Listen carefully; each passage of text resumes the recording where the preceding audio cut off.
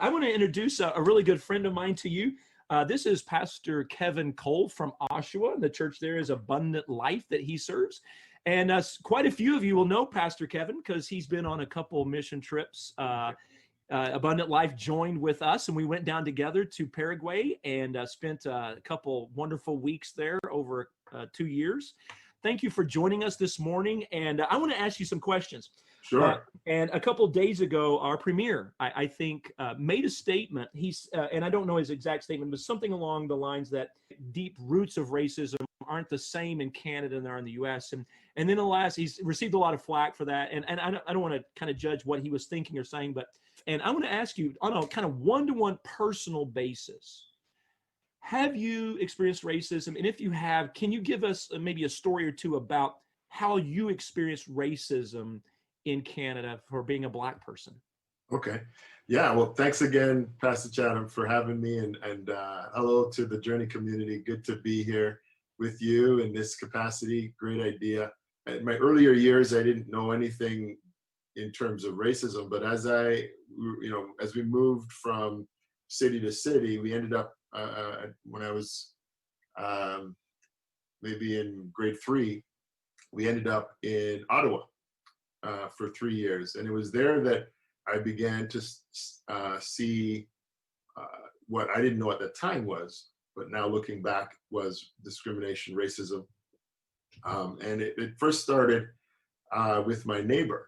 One of the times I was out with my sister to play and stuff like that, kicking the ball around, the son of the neighbor came out and took the ball and basically kicked it into another person's backyard. And then we went in, and we were kids, so we went in and told my parents, and my dad came out and complained to the neighbor, and da-da-da.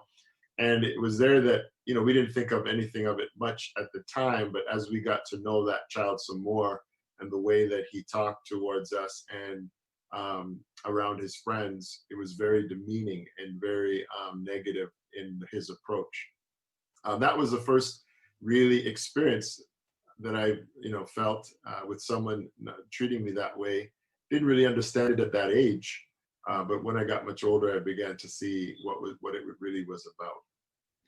Did this carry over into school life? Did you experience some things in school, maybe even not just from students, but even from teachers and things like that? When I was in grade 3 in Ottawa, new kid, I was there to learn. There were things that were done, as I was told by my parents, that what I would call is systemic racism in educational system towards young Black boys. And I was doing well in school in Kitchener, where we came from. I come to Ottawa, and I'm at the back of the class. These are large classrooms at the time. Maybe I can imagine 30 plus, 40 plus kids in these classrooms. And so I'm at the back, and at the time I didn't have glasses, didn't even know I needed glasses, but I was lagging behind in the class. They did certain tests on me, comprehension, learning tests that they did at that time. And they came back to my parents and told them that I need to go into a special ed educational system. And so something along the lines of my comprehension or my learning ability was slow, and it's not able to keep up with the regular classroom. And I was in that special ed setting from grade 3 all the way to grade 8. And that continued on in those days, a separate classroom from the regular kids. And that did a number on me just by itself. But anyways, going into middle school, which was grade 7 and 8, my final time in special ed, grade 8, my teacher, Miss Gondek, was looking at my performance. Thank God for her. And she went to my parents and said, "Why is he in special ed?" So you think you got in this maybe because there was some sense that you're Black, and then you just couldn't get out of the system. Right. Okay. Right. And if it wasn't for that teacher, Miss Gondek, who saw something in me and kind of went against the grain of what a lot of, teachers would do, is she fought for me and said, hey, you don't belong here.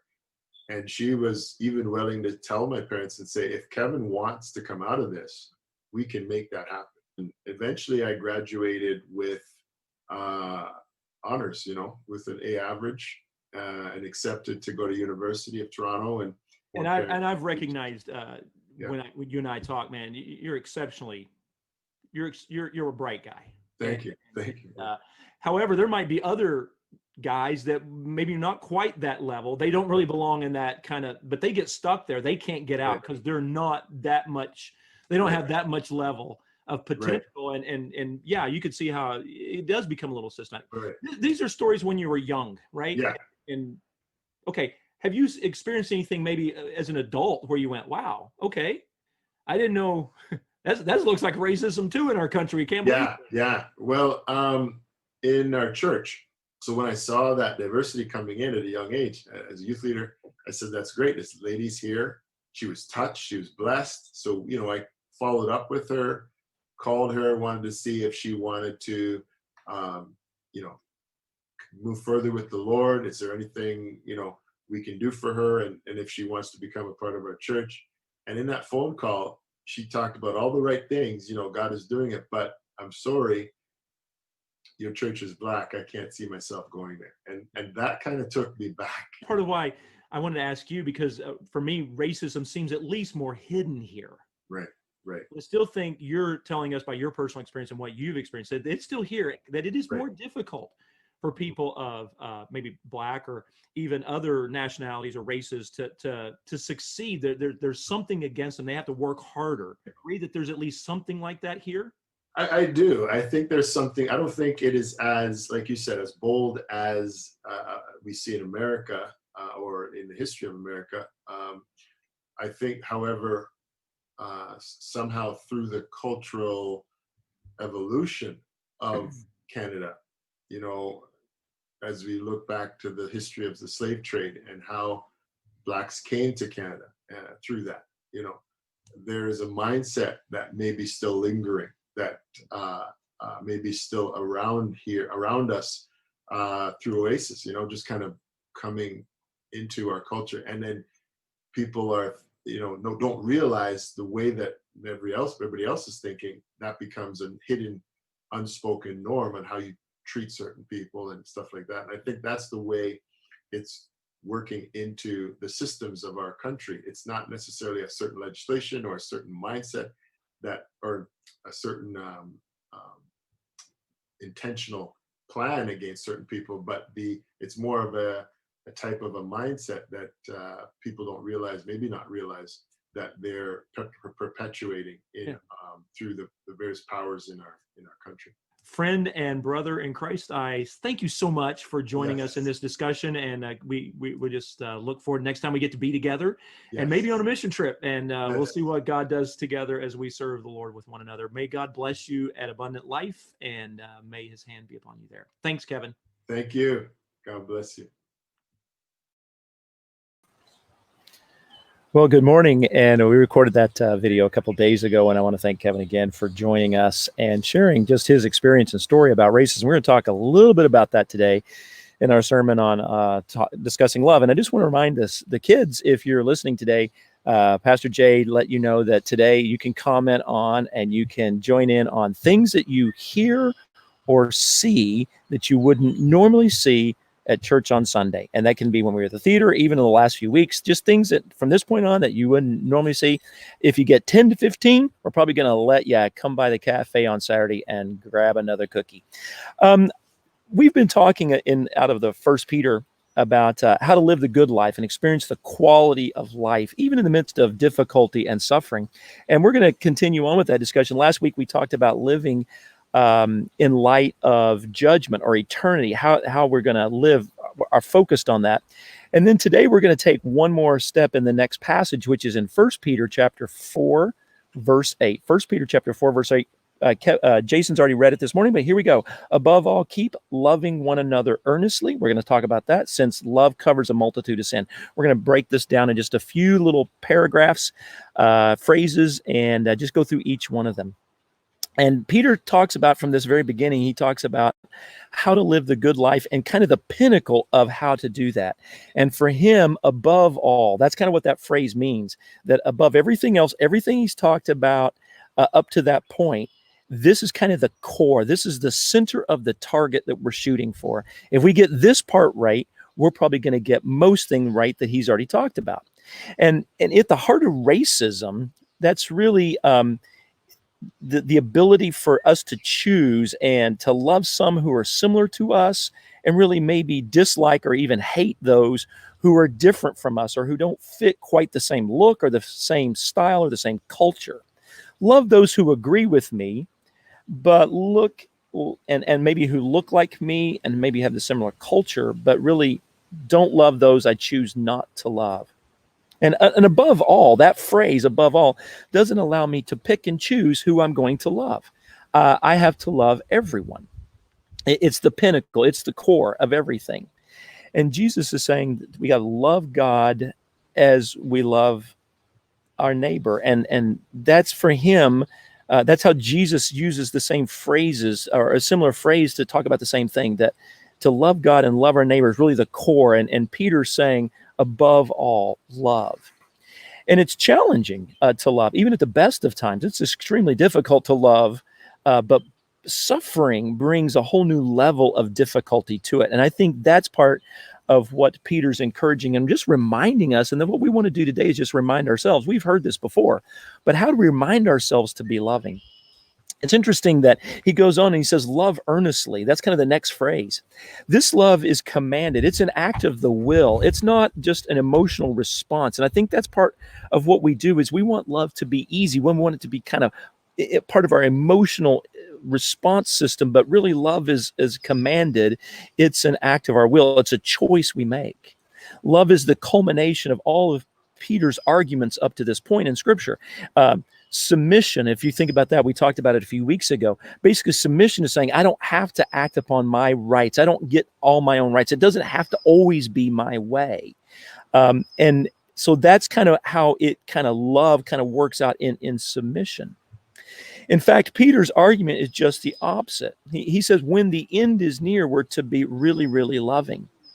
And so even when it's difficult, it's not an excuse to not love. And I think many times that's what we do. We don't feel very loving because we're having a bad day. And so we kind of say, that's kind of our excuse. Well, I'm stressed. Things aren't going the way I want. So I don't have to act loving right now. And Peter's saying, no, love earnestly. And what he means is going to be kind of reiterated by Paul in 1 Corinthians chapter 3, verse 4 through 8, and simply basically treat others the way we want to be treated. We're going to have some friends of ours read 1 Corinthians or quote 1 Corinthians for us. Here we go.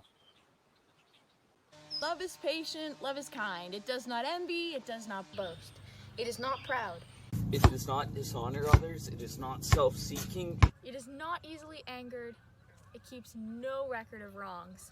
It keeps no record of wrongs. It keeps no record of wrong. It keeps no record of wrongs. Love does not delight in evil, but rejoices in the truth. Rejoices in truth. It always protects, always trusts, always hopes. It always protects, it always hopes, it always trusts, it will always persevere. Always perseveres. Love never fails. Love never fails. Love never fails. But where there are prophecies, they will cease. Where there are tongues, they will be stilled. Where there is knowledge, it will pass away. 1 Corinthians 13, 4 to 8. Where there is knowledge, it will pass away. 1 Corinthians 13, 4 to 8. Where there is knowledge, it will pass away.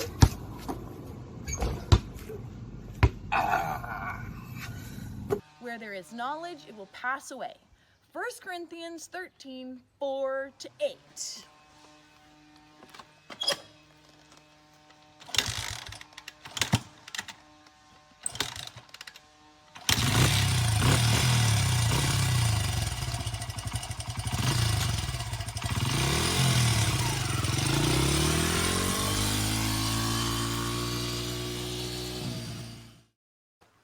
All right, kids, if you're listening or you're watching, you saw a bunch of things there in that video you never see on a Sunday morning at church. So make sure you put those in the comment box. Here we go. Love earnestly. The idea of complete love, love that's intense, love that's consistent. Our love is not to be half-hearted or random. That's kind of what he's meaning, what Peter's meaning when he says love earnestly. A lot of it's found in those verses in Corinthians as well. To love, not half-hearted or random, basically means to think this through. I'm going to love often, or maybe more often than not. That's not the goal. That's not the target. It's to love earnestly, completely, in intensity, and consistently. And it's interesting when when Paul says it, he says it that way: love never fails, love never gives up. And Jesus actually gives us a warning in Matthew, at the end, kind of towards the end of book of Matthew, when he speaks about loving during the middle of conflict. He says it this way. He says that lawlessness or difficulty tends to cause people's love to grow cold or to wane.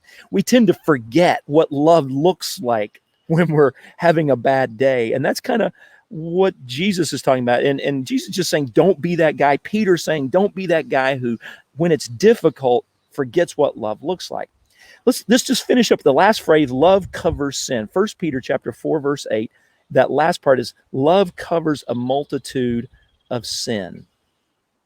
When believers give out love lavishly on others, what tends to happen is the sins and the offenses and the things that people do to us, they tend to be covered over, or they overlooked. We don't take them into account as much as when we're really not being loving, and we remember everything, or we hold everybody accountable for every little detail they've done. And the reality is, for you and me, it is essential for any relationship that you have, whether you're a parent, children, siblings, spouses, friends, neighbors, employers, things that we've already talked about. Every one of them requires love covering sin. Because what happens is we all kind of wrong one another from time to time, and it really gives us two choices when it comes to wrongs. We can, if we're full of like hate, then we can use those sins as a springboard to really attack the other person. And that's really what happens in racism. Somebody wrongs us, maybe a different color skin or a different culture, and then I attack everyone who's like that, like they're all the same. And that's really how racism gets started and out of hand. The second one, the other way we can deal with it, is we can be a person of love who chooses to allow love to cover the wrongs of others. I remind you that passage in Corinthians, it says, love doesn't keep a record of wrong. And I want to give you a challenge this morning. With God's help, with God's grace, recognizing his unfailing love for you, can you just tear up your record of wrong? My guess is many of us, if we really sat down for just a minute, we would realize that we've got a record, at least some wrongs that people have done us, and we hold on to it. And this morning, could we just tear that up and let love cover those wrongs? I'm going to invite Jay. He's going to and bring some questions to us this morning, or he's going to ask some questions. We want to have a little dialogue. And how you doing this morning, Jay? How was the bacon? I can still smell it. Actually, our entire kitchen, because we left it for a minute, and then our entire kitchen was just smoke. I am forgiving you for not inviting me over for bacon, because I have not had bacon yet this morning, but maybe left. Oh, that is terrible. So what questions came to you this morning? Well, just as I was sitting there thinking, okay, I'm gonna hit you with the one that I'm pondering right now. Okay, so I don't think you'd meet a Christian that'd be surprised to hear you're supposed to love, right? Right. Everyone hears it. Yeah, exactly. So Jesus says that by the way we love one another, speaking to those who follow him, okay, the church, that's how the world's gonna know that we're legit, that we are his. Okay. So what's the difference in how we love the church family opposed to how we love everyone? And how does that look? Okay. Differently. Like, are we told, we know we're told to love the church. When it comes to loving everyone, how does that look? Is there a difference between those two? I don't think there's much difference, because the Bible and Jesus particularly says to love your neighbor as yourself. And then he goes on and describe who the neighbor is. The neighbor is really anyone that I come in contact with. It may be easier for us to love our church family because we know them better. We're in contact with them more often. And maybe it's easier to not see other people who maybe we don't have the same relationship with, or we only bump into every once in a while. But the reality is, the responsibility is that we need to love everyone that we come in contact with, that we have any kind of social interaction with. The more we interact with someone, the deeper that love is probably going to go. It's going to be hard for me to love the store clerk that I meet for 30 seconds, the same way that I love a brother in Christ that I've known for 30 years. That may be different, but at the same time, I still have that responsibility. When I'm with that store clerk, the answer is, what does that person need in that moment that I can bring? And maybe it's just a smile, a hello, but that's still loving. And so I think that's the intensity of love that Jesus did. Did Jesus walk around and find anybody who goes, hey, you know what? You're not on my list today. Right. I don't think he did. Anyone that he bumped into, there was at least some level of bringing love to that person, whatever that person need, or even at times what that person would receive as well. And I think that maybe that's an important distinction as well. You know, what would that person receive from Christ at that moment? I think that's the same thing for us. If a person's not interested in relationship and not interested in the gospel, not interested in friendship with us, I don't think there's this great responsibility on our side to make it happen, because Jesus didn't do that either. I think that's helpful for me to think, like, to actually think of myself as Jesus. You know, the Jesus ambassador, and it's how is he walking around? How's am I bringing love into these situations? And then another question, like the whole covers over a multitude of sins. I'm trying to figure out how that actually plays out. I know you already delved into it. I don't want you to repeat yourself, but could you shed a little more light on how we love each other, and this whole covering over a multitude of sins? Like what's in that? I think there's a thing on the inside of us when we choose love. Okay, so I choose love with my will. I'm going to, and fill in the blank, I'm going to love my wife. She's just wronged me. Never happens in my household, but I'm sure it does in other people's. My wife's listening. I hear it happen. So I choose love. When in the act of choosing love, I'm actually doing two things. I'm giving her grace, so it covers that, and I'm not holding her totally responsible for what happened. I'm not exacting punishment for that, but it also does something for me, because I think then the will then leads my emotions. So as I'm allowing love to come in as a choice, then I think what tends to happen is then my emotions follow that. Then I actually feel loving towards that person. And then maybe sometimes I go, you know what, it really wasn't as big a deal as I was making it out to be. Maybe I was blowing it out of proportion. All of a sudden, I realized that maybe the wrong wasn't quite as egregious a wrong as I first thought. And I think therein is how love really covers sin. And as I'm forgiving, I'm finding love, kind of the emotion of love following my will. And if you get that turned around, where you're waiting to feel loving towards everybody, you're not going to have really great relationships. Right, that makes sense. Okay, I think we have time for one more question. I've got the timer moving here, and we are quickly running out of time on this segment. But last question. So we've all failed in some capacity at loving others in the past, okay? Even though we know that we should be loving, okay? We know we should. We've all blown it at some point, okay? How does it work moving forward? Does that kind of make sense? Does that make sense? It does. Okay. I think it's a great question, because I think we hear this so often that we go, I give up. Like, I've tried before, to really be loving, and I just keep failing and being miserable. And it's one of the interesting things about the interview I did with Kevin, because I really wanted to go into that interview going, I really want to hear what's going on, because I want to make sure I actually ask him privately a couple questions. when you and I were interacting with one another, was it loving? Did it come across as loving to you?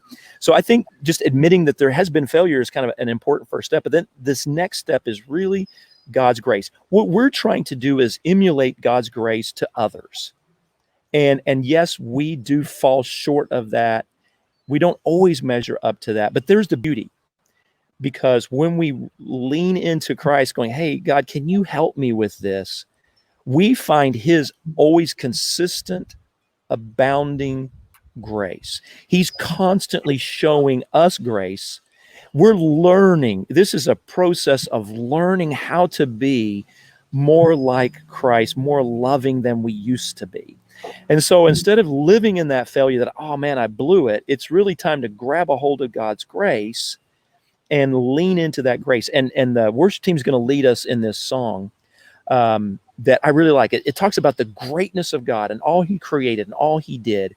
But the end of the song goes into what I consider to be his greatest thing for us, which is his grace in forgiveness, that he has in one moment, 100 billion failures disappear. How did he just go, I'm going to bring forgiveness to humanity? And let's listen to this song and let it kind of sneak into our hearts about God's forgiveness for us.